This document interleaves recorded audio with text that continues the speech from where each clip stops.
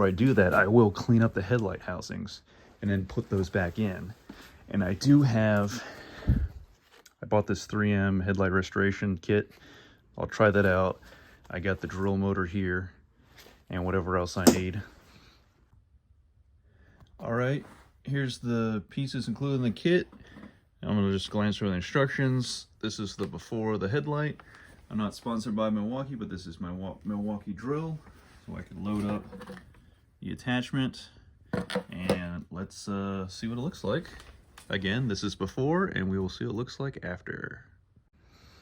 And are you ready? After using the buffing compound with the buffing pad, this is the after. So let me know how that looks on video with the before and after. And one more shot.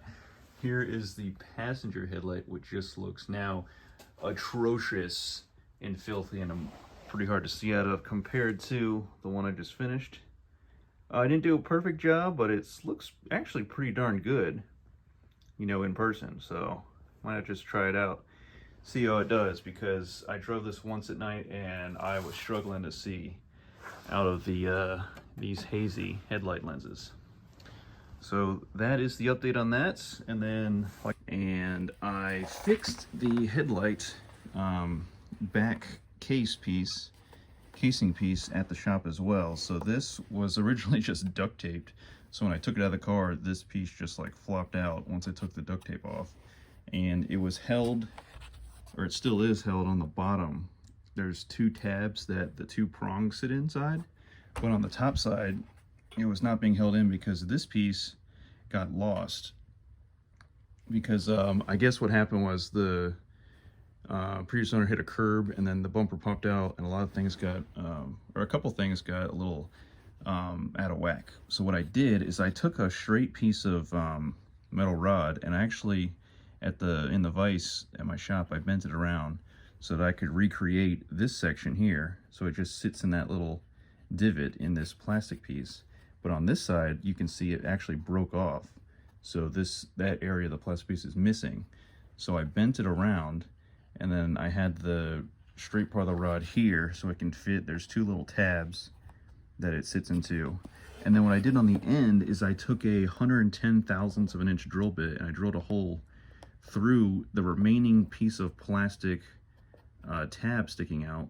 And then I bent the rest of the metal rod 90 here and then 90 again so that it could sit in the hole that I drilled, and thus it could actually hold this whole cover piece, because you take this cover piece off and you can change the bulbs for the projector headlight. And that is good to go, so I can go ahead and put that back in the car. The only thing though is the connector piece where you connect the headlight into, it's flopping around, so something else is messed up there. You can see someone has zip ties there. Now, I'll show you, you can see part of it. This is the factory piece of metal that they bent around, and it sits into both tabs. I don't know if I can show you on the inside. Yeah, you can kind of see it right there. Camera won't focus, but the driver's side one was good to go. I just had to mess with the passenger side one because if I tried to, with this being loose and flopping around, if I tried to reinstall the headlight, this would keep falling down and I wouldn't be able to actually get the headlight all the way in and get it plugged up to its connection. We're having some trouble focusing today. Camera, let's try this. There you go. So that's the connection point. All right, so yeah, while those two pieces are still dry at the shop, I'm gonna put this headlight in, and then I am going to reinstall the battery, reinstall the air box, and dang, this camera can't focus at all today. I don't know what's going on. And then once I get all that reinstalled, I'm actually gonna try to start this after I check the oil and see about my leak that I fixed with those new gaskets on the vacuum pump housing. And then if that's all good to go, I'll go back to the shop, get my metal pieces, and then I will be ready to put the fender back on the passenger side of the bumper and then reinstall the bumper and fender assembly, and then the wheel liners, put the wheels on, and take it for a road test. And after that, I'm going to change the oil.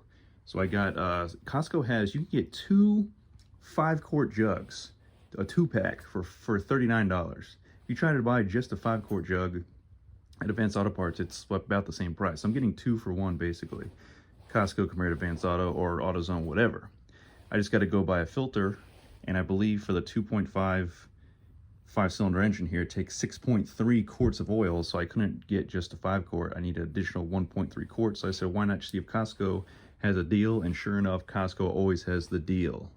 So a couple of the odds and ends, and yeah, we'll be able to road test.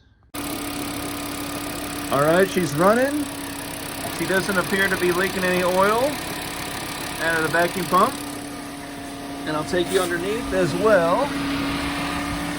There's just a whole bunch of old sludge we'll have to clean up. But nothing new appears to be leaking on the ground. That's old. So I'll keep monitoring it. Well, we might have the leak fixed. So happy about that. This is our oil filter, I'm assuming. So we'll change that out. And then I'm gonna have to see about that mount. I'm wondering if that could be bad. Because when I test drove it a while ago, it seemed like there was a bad motor mount or some kind of mount, so it could be that lower one. Headlights work.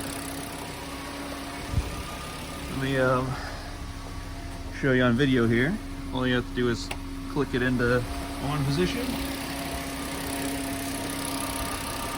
And there they are.